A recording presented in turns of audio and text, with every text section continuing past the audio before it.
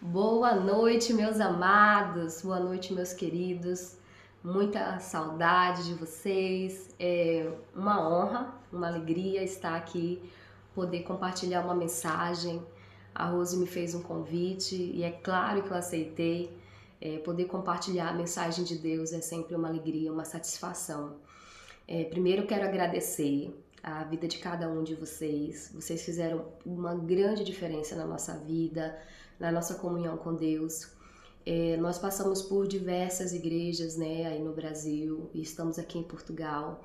E eu posso dizer assim com toda sinceridade, vocês, assim, a gente tem um carinho muito especial mesmo, porque nós crescemos juntos, né, em comunhão. Nós nos apoiamos muito e eu agradeço todo o apoio que vocês sempre deram a mim e a minha família. Então, assim, primeiro eu quero agradecer de coração mesmo a oportunidade de poder conhecê-los, de poder conviver. Sentimos muita falta dos nossos almoços, dos nossos cultos, da nossa adoração a Deus juntos. É algo assim que eu sempre vou levar no meu coração, esses momentos que eu vivi aí com vocês. Então, assim, eu quero agradecer também a oportunidade que vocês nos deram, tanto eu quanto o Regis. Nós crescemos muito, né? Porque vocês nos deram bastante desafios, né? Para trabalhar na igreja. Nós trabalhamos, assim, em diversos ramos da igreja e foi muito importante. Cada lugar que nós trabalhamos, nós crescemos, nós evoluímos e eu sou muito grata por essa oportunidade de ter estado esses momentos maravilhosos com vocês. Muita saudade, irmãos, muita saudade. Mas é bom estar aqui com esse intuito de passar essa mensagem. E eu escolhi o tema. Qual é o tema dessa noite? Um servo. Por que eu escolhi esse tema? Porque eu acho muito importante, antes de qualquer coisa que nós possamos fazer nessa vida, lutar pelos nossos objetivos, em buscar ter uma vida melhor, é importante nós entendermos que nós somos servos. Quando Jesus esteve nessa terra, ele foi um exemplo de servo. Ele era o rei, mas ele era humilde como um servo. E para começar a pregação dessa noite, eu quero fazer uma reflexão com vocês, fazendo uma pergunta. Qual tem sido a sua maior preocupação? Pensem aí, meus irmãos. O que tem ocupado a vossa cabeça? O que tem tirado o seu sono? Quais são as suas preocupações no dia a dia? Será que você está preocupado com problemas de saúde na família? Problemas nos relacionamentos, sejam familiares, sejam na igreja? Será que você está preocupado com a sua vida financeira? Será que você está preocupado muito com a salvação dos seus filhos? Irmãos, eu realmente não sei. Eu não sei qual é a sua preocupação, mas eu estive por um bom tempo da minha vida muito preocupada mesmo, sabe? Ai, meu Deus, o que vai acontecer amanhã? Como é que vai ser os dias seguintes? E aquela ansiedade, né? Que muitas vezes domina o nosso coração, as preocupações. Mas nós sabemos que Deus, Ele é o dono da nossa vida, é Ele quem guia cada passo. Ele sabe o que é melhor pra gente. E assim, muitas das vezes eu percebo que nós, como seres humanos, nós damos muita importância às preocupações e não na resolução que Deus pode agir e fazer na nossa vida. Então, assim, eu pergunto assim para vocês, qual é a sua maior preocupação? E qual deveria ser a nossa maior preocupação? A nossa maior preocupação deveria ser se estamos preparados para a volta de Jesus. Se temos sido um bom servo fiel, mordomo. Será que tudo que Ele nos deu, tudo que Ele nos concedeu nessa terra, nós temos cuidado? Será que nós estamos desenvolvendo os nossos talentos, os nossos dons? Nós temos sendo útil na obra de Deus? Temos alcançado pessoas para Cristo? Temos visto transformação na vida das pessoas? o nosso testemunho tem sido algo maravilhoso na vida das pessoas? Então, assim, fica essa reflexão. Será que nós temos cumprido o nosso verdadeiro propósito? Será que o propósito da minha vida é casar, ter filhos, ter uma bela casa? Será que... Qual é o nosso objetivo de vida, né? Ter uma boa profissão, um trabalho que nos pague muito bem. E todas essas são preocupações do ser humano. Quem não quer ter uma vida melhor? Quem não quer ter uma situação financeira melhor? Mas eu volto a lhe perguntar, qual tem sido a sua maior preocupação? Você tem se preocupado com o reino? Com as coisas eternas? O seu coração tem se preocupado com aquilo que o inimigo não pode tocar? Que é a sua adoração a Deus, a sua dedicação a Deus. Eu lembro, meus queridos, que antes de sair daí da nossa igreja, na nossa despedida, que foi assim um momento muito especial para nós, que nós nos sentimos muito amados, muito queridos pelos irmãos, vocês nos deram a oportunidade de falar algumas palavras. E as últimas palavras que eu falei, eu me lembro perfeitamente.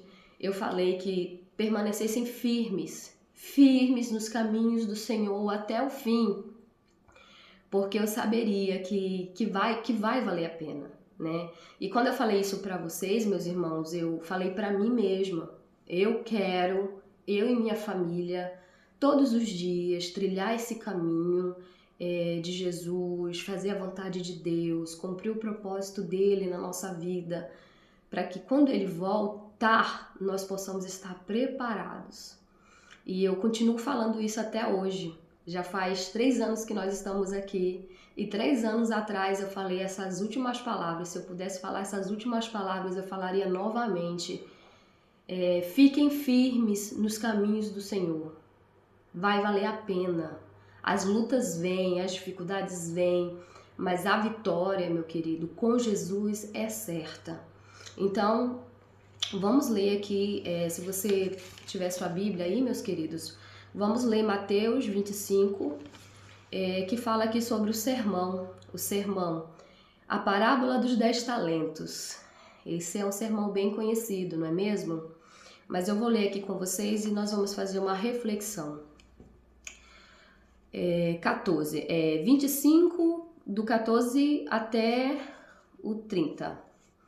Porque isto é também como um homem que, partindo para fora da terra, chamou os seus servos e entregou-lhes os seus bens.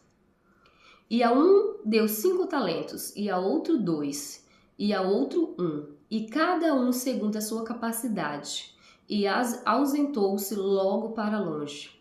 E tendo-lhe partido o que receberam os 5 talentos, negociou com eles e conseguiu outros 5 talentos.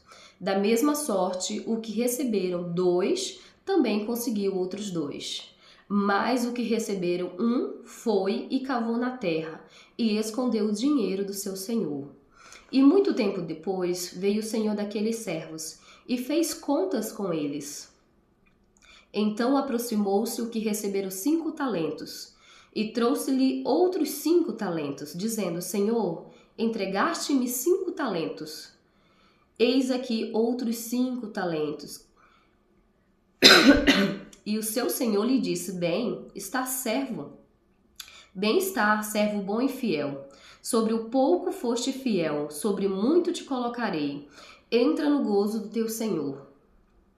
E chegando também o que tinha recebido 2 talentos, disse: Senhor, entregaste-me 2 talentos. Eis que com eles consegui outros 2 talentos.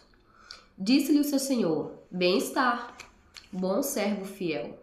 Sobre o pouco foste fiel, sobre muito te colocarei. Entra no gozo do teu senhor. Mas chegando também o que receberam 1 talento, disse: Senhor, eu conhecia que és um homem duro, que ceifas onde não semeaste e ajuntas onde não espalhaste.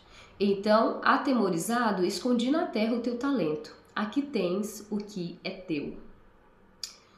Respondendo, porém, o seu senhor disse-lhe: Mau e negligente servo, sabes que ceifo onde não semeei e ajunto onde não espalhei? Devias então ter dado o meu dinheiro aos banqueiros, e quando eu viesse, receberia o meu com juros. Tirai-lhe, pois, o talento e dai ao que tem os 10 talentos. Porque a qualquer um que tiver será dado, e terá em abundância, mas ao que não tiver, até o que tem será tirado. Lançai, pois, o servo inútil nas trevas exteriores. Ali haverá pranto e ranger de dentes. Meus irmãos, isso é forte, porque eu percebo assim que todos nós, Deus nos deu dons e talentos para usar na obra dele.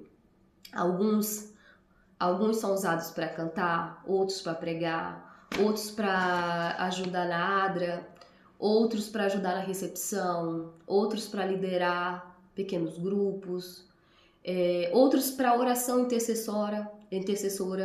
Então, assim, cada um de vocês tem um dom especial que Deus deu. E Ele quer que vocês usem esse dom na obra dele. Você não pode enterrar esse dom. Você não pode fingir que não existe esse dom. E igreja, eu vou falar uma coisa para vocês. Se alguns irmãos recém se batizaram ou pessoas novas chegaram aí na igreja, envolve essas pessoas na igreja. Em qualquer departamento, tenta envolver essas pessoas. Por quê? Porque às vezes essas pessoas elas não sabem os seus dons e elas vão precisar aprender. E como é que elas vão aprender? Na prática. Ajudando elas, incentivando elas, envolvendo elas na missão. Porque muitas pessoas, muitas vezes, não percebem os seus dons. E com apoio e com a ajuda da igreja, isso faz muita diferença. Envolvam as crianças nos louvores, envolvam todos na missão. Todo mundo tem capacidade, todos têm dons e talentos para a obra de Deus. Então, se você acha, mas Paula, eu acho que eu não tenho dom nenhum, eu não vejo isso. Às vezes você pode não trabalhar lá na frente, mas você pode trabalhar nos bastidores, né? Orando, intercedendo, auxiliando no que for preciso. Mas fato é que o seu testemunho vale. Muitas pessoas vão ver uma Bíblia diferente e essa Bíblia pode ser você. Elas vão ler você, vão ver Jesus em você. Então, nós precisamos ter muito cuidado, né, com o que Deus nos deu, até com a nossa questão financeira, trabalhar esse dinheiro em prol da obra de Deus. Eu peço desculpa aí, eu tô tossindo aí, gente, eu tô melhorando aqui de uma gripe, de uma tosse, mas já tô melhorando, graças a Deus. Então, assim, meus queridos, que vocês possam crescer espiritualmente. Muitas das vezes, eu não sei vocês, a gente fica se questionando assim, mas eu já fui muito mais envolvido na igreja, eu já fiz muito mais na igreja, hoje eu já não me sinto tão capaz o suficiente para fazer o meu melhor para a igreja. Meu querido, todos os dias é dia de você dar o seu melhor para Deus.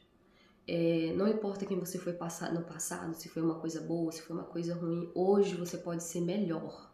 Você pode dar o seu melhor para Deus. Então, assim, nesse período que nós estivemos aqui, eu passei por um período, assim, que eu tive um foco muito grande numa bênção muito especial que Deus nos deu, que é o nosso filho. O Ben, ele veio assim para nos trazer muita alegria, mas também nos trouxe muita responsabilidade. E eu foquei muito nessa missão de ser mãe. Então, assim, quando o Benício nasceu, desde quando ele já estava na minha barriga, eu já li as histórias de Jesus, eu já cantava para ele na barriga. E então, quando ele nasceu, eu coloquei isso como uma missão para mim, que eu deveria ensinar Jesus. Tanto é que hoje, uma das minhas grandes satisfações é que o meu filho, ele ama falar sobre Jesus, ele ama ir para a igreja, ele ama as historinhas da Bíblia, ele ama cantar as musiquinhas de Jesus. Então, assim, essa foi uma missão que eu me propus a dedicar o máximo da minha vida, né, para ensinar ele sobre Jesus, porque eu sei que isso é muito importante. E por um bom tempo eu foquei muito nessa missão de me dedicar na criação do meu filho. Mas, irmãos, eu vou falar uma verdade pra vocês. Eu sempre senti uma necessidade demais. Demais. Porque, sabe quando você sente que você não está conseguindo alcançar o seu propósito, o seu objetivo, de se sentir útil na obra? E então, mesmo eu me dedicando muito, né, no meu lar, ensinar sobre Deus ao meu filho, eu sempre tive uma necessidade de mais, de poder me envolver mais na obra de Deus. Então, Deus me deu dois sonhos que, assim, me deu uma sacudidura, sabe aquela sacudidura mesmo? Eu vou falar um pouquinho desses sonhos para vocês entenderem como esses sonhos eles tiveram um impacto na minha mente e no meu coração e me fez assim acordar mesmo, sabe? No sentido de que eu não posso viver só para minha família, mesmo que seja um trabalho bonito, eu não posso viver só para mim mesmo, né? Para os meus, eu preciso fazer mais, eu preciso me dedicar mais para Deus. O primeiro sonho, meus queridos, eu sonhei que a terra já não era a mesma, era o fim dos tempos. Tava tudo muito destruído. Sabe quando você olhava assim, as casas assim como se tivesse tido uma guerra e tivesse tudo destruído e escuro? E tava eu e meu esposo trabalhando num lugar simples assim, tudo destruído também. E tava tendo racionamento de água, não tinha água lá. E aí eu olhava pro meu esposo e eu falava assim, amor, não dá pra ficar aqui, não dá.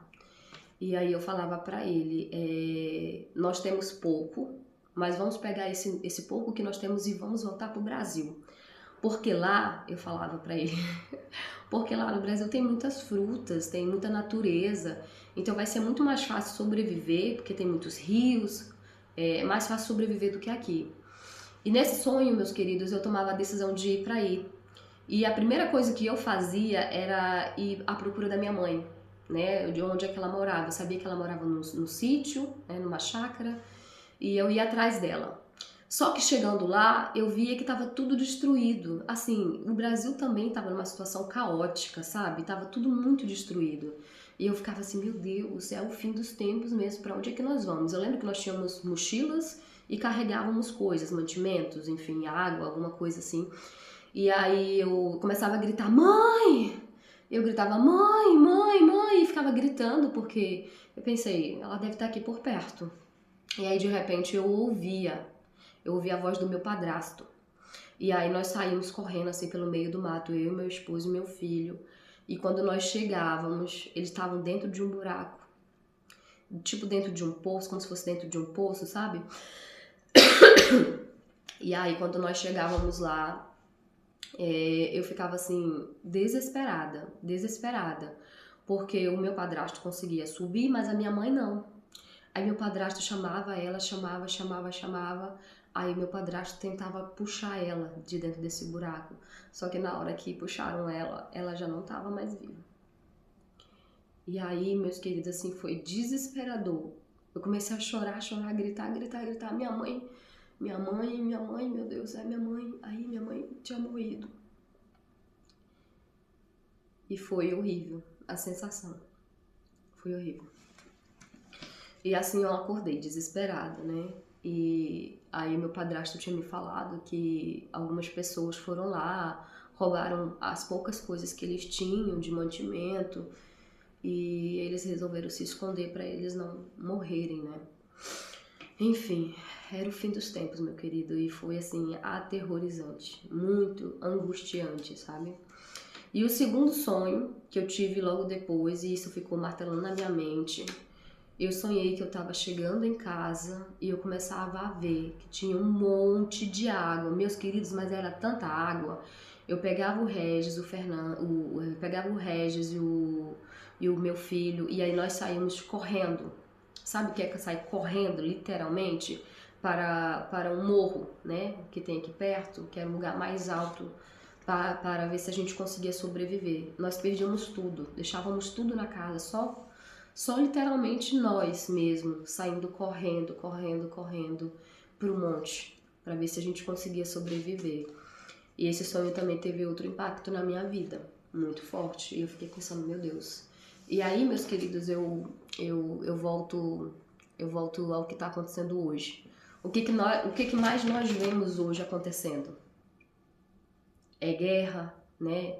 É tornado, é tsunami, é fome, né? Países assim que estão passando por uma extrema fome, alagamento, tudo isso no Brasil, no mundo todo, né? Aqui em Portugal, terremoto. E aí a gente fica pensando, será mesmo que é o fim? Muitas pessoas acham que não é o fim, que ainda está longe, que isso não vai acontecer e vivem como se nada tivesse acontecendo. Meus queridos, são sinais. Jesus está à porta, batendo, batendo, batendo, e nós não estamos ouvindo. Parece assim que a gente está indo trabalhar, a gente come, a gente dorme e vive como se nada tivesse acontecendo. Parece assim que nós não estamos preocupados em nos preparar para a volta dele. E são sinais muito claros que Jesus está à porta de chegar. E aí, quando aconteceu esses 2 sonhos, Deus falou claramente ao meu coração, e Paulo, você precisa fazer algo mais, você precisa fazer alguma coisa, né? E eu lembro perfeitamente que antes de sair daí, eu falei para Deus e para o meu esposo. Eu falei assim, amor, independente de nós, onde nós formos, mesmo se não tiver igreja, o que nós iremos fazer? Nós vamos fazer um pequeno grupo, nós vamos testemunhar do amor de Deus, nós vamos partilhar o amor de Deus, nós não vamos deixar de ser, né, de viver para Deus. E foi isso que eu falei, né, antes de vir. E eu não sabia como é que ia ser a situação aqui. E aí quando nós chegamos, e aí eu percebi, né, que eu tinha focado muito na maternidade, né, no cuidado com a minha família, mas que eu precisava fazer mais. E eu tomei a decisão de fazer um pequeno grupo. Meus queridos, o nosso pequeno grupo hoje já existe. É uma bênção.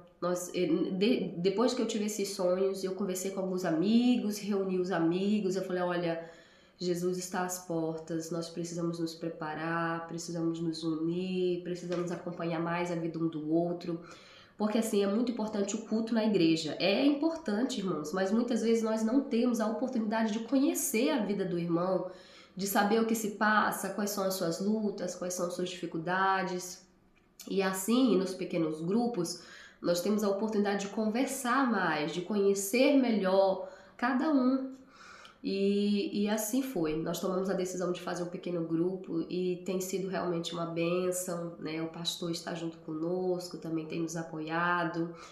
E através desse pequeno grupo que nós temos hoje, que começou assim no coração de Deus, eu falo que foi no coração de Deus, né? Porque Deus ele tinha esse propósito e nós frequentemente compartilhamos a mensagem, testemunhos, música, usamos nossos dons e talentos, alcançamos pessoas. Tem muitos imigrantes que estão chegando e nós estamos dando suporte, apoio para essas pessoas que estão começando aqui.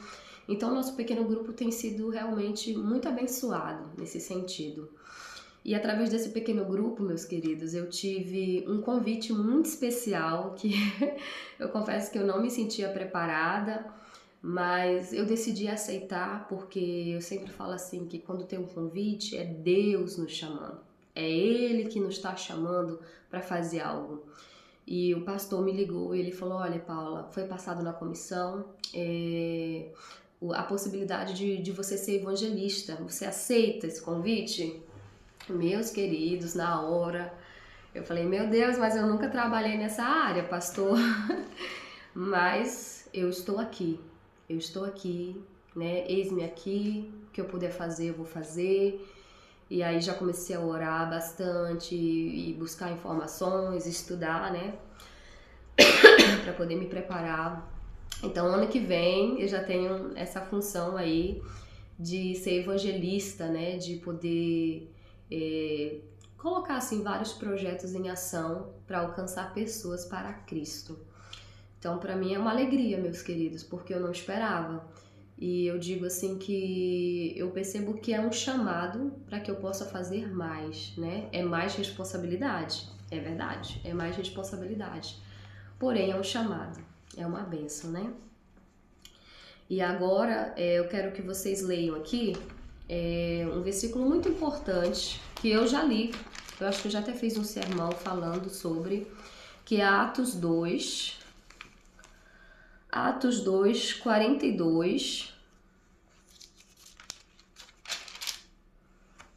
do 42 em diante. Fala sobre as primeiras conversões, né, na igreja, né? Como é que eles viviam, né? Bem aqui no início fala sobre o arrependimento, sobre se batizar, né? Que é as primeiras palavras que fala aqui, sobre essas primeiras conversões. Mas eu quero que vocês prestem bastante atenção em Atos 2, do 42 em diante. Olha que palavras bonitas, meus queridos. E perseveraram na doutrina dos apóstolos e na comunhão, e no partir do pão e nas orações. E em toda a alma havia temor, e muitas maravilhas e sinais se faziam pelos apóstolos. E todos os que criam estavam juntos e tinham tudo em comum. E vendiam as suas propriedades e fazendas e repartiam com todos, segundo cada um necessitasse. E perseverando unânimes todos os dias no templo e partindo o pão em casa, comiam juntos com alegria e singeleza de coração, louvando a Deus e caindo na graça de todo o povo. E todos os dias acrescentava o Senhor à igreja aqueles que a haviam de salvar. Meus queridos, a igreja crescia, a igreja compartilhava o pão, a mensagem, a companhia um do outro. E é isso que Deus quer de nós.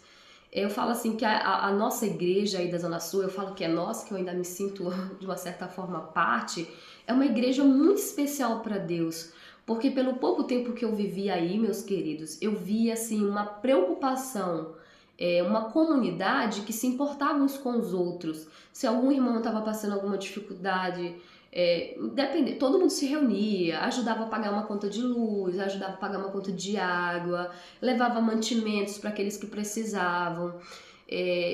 Eu lembro disso com muita satisfação e eu falo assim, louvado seja Deus, meus queridos, porque vocês têm um coração muito bom, muito abençoado, e abençoam outras vidas, né, nesse compartilhar. Mas eu digo assim, vai chegar um tempo, meus queridos, que nós vamos precisar de mais. Porque é muito fácil nós dar o que nos sobra, né? Poxa, isso aqui é meu, é meu, sobrou isso aqui, eu vou e ajudo outra pessoa. Mas Deus, ele nos convida a compartilhar o todo. E o todo em comum. Imagina você que é da igreja, que ganha super bem, o outro que ganha mais ou menos e o outro que não ganha nada. Imagina unir toda a igreja, reunir todo o dinheiro que tem, procurar um lugarzinho lá no meio da floresta, um lugar, né, mais afastado, porque a gente sabe que o fim dos tempos está chegando e nós precisamos nos preparar. Nós vamos ter que sair das grandes cidades, né? E esses lugares onde tem água, onde tem fruta, onde os melhores lugares que possamos estar. Você já imaginou você estar com a sua igreja, com a sua família, junto, compartilhando todos os dias ali o alimento, a palavra de Deus, cantando, louvando, mesmo em meio às perseguições, mesmo em meio às dificuldades? É difícil, meus queridos, é muito difícil, mas a gente tem que pensar nisso. E nós sabemos que no fim dos tempos, as igrejas mesmo, o templo em si, muitos vão fechar. E o que vai restar são os pequenos grupos. Por isso eu falo da importância dos pequenos grupos. Não só da igreja, que é muito importante, esse convívio social dos irmãos é essencial, é claro. Mas os pequenos grupos, eles têm essa importância porque é vocês se fortalecendo nessa união que mesmo quando vier as coisas mais difíceis, as lutas maiores, vocês vão estar unidos, se ajudando mutuamente.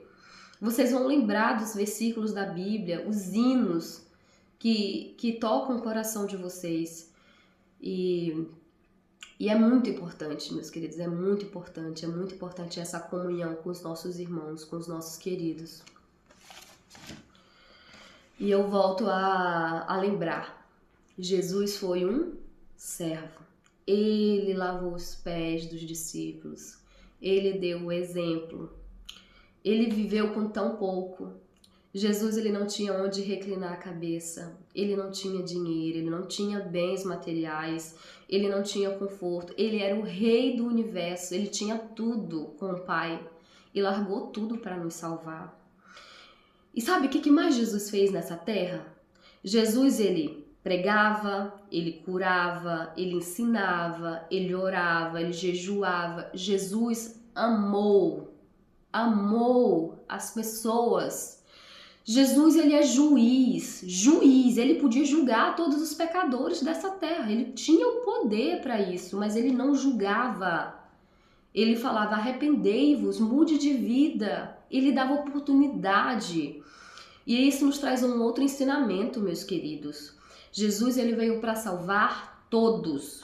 Ele não era preconceituoso, ele nunca rejeitou ninguém, ele era acessível.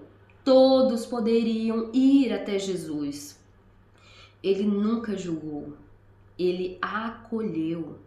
Então esse é um outro ensinamento para nós seguir Jesus, ser discípulo de Jesus. Será que você tem se preocupado mais em ver os erros dos outros ou em acolher eles? Dar apoio, dar suporte, orar por esse irmão caído, ajudar esse irmão caído a se levantar, a se preparar para a volta de Jesus.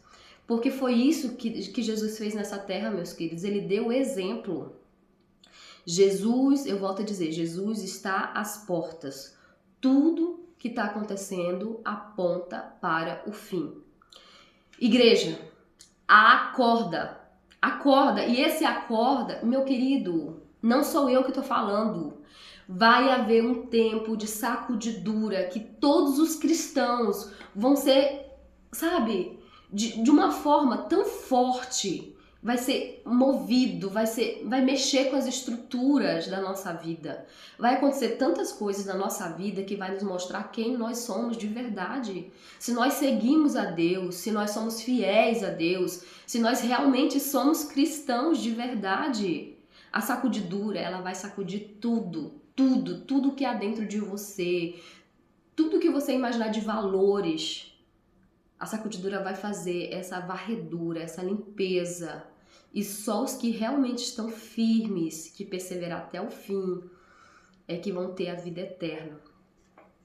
Então, meus queridos, não esqueçam que a todos os momentos nós podemos cumprir o nosso propósito. A nossa vida pode ser um cheiro agradável para Deus, para as pessoas ao nosso redor. Então, o que eu digo para vocês é: desfrutem da presença de Deus, porque só vai estar no céu aquelas pessoas que amam verdadeiramente a Deus. Só vai estar no céu aquelas pessoas que realmente querem estar lá. As pessoas que estiverem ligadas a esse mundo não tem nem por que estar lá. São pessoas que estão aqui. Então nós temos que estar com os pés na terra, mas com os olhos no céu. Eu e minha família queremos estar lá. E você? Você também quer? Então faça o seu compromisso com Deus, meus queridos. Faça o seu compromisso e aceite esse convite, né? Esse convite de Jesus de entregar a vida, seus dons, seus talentos, viver em comunidade, se ajudar mutuamente. Faça esse compromisso com Deus, verdadeiro, essa entrega sincera. E fale: Senhor, eis-me aqui, envia-me a mim. Eu sou o teu servo, eu quero trabalhar para ti, Senhor. E eu falo para vocês uma coisa, meus queridos, o caminho é difícil. Nós sabemos que é estreito. Essa estrada que leva até o céu é estreita, é difícil, mas vale a pena. Compensa no final. Então, meus queridos, essa é a mensagem de hoje. Eu espero que você e eu, todos nós, possamos nos preparar para essa grande volta. Sermos servos fiéis, depositar nas mãos de Deus os nossos dons, os nossos talentos, cumprir esse propósito de alcançar almas para Cristo. As pessoas devem ser transformadas e nós somos esse canal de bênção de levar Jesus para essas pessoas que precisam. Que você possa ter isso em mente. Um super abraço, um abraço bem apertado em vocês.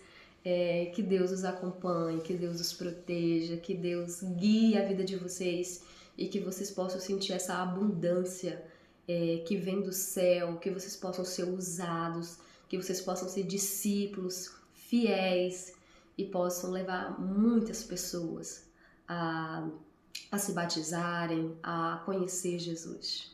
Que Deus os abençoe, meus queridos. Olha, um beijo e fiquem firmes, firmes até o fim. E se Deus quiser, nós vamos nos encontrar no céu e viver uma eternidade ao lado do Senhor. Amém?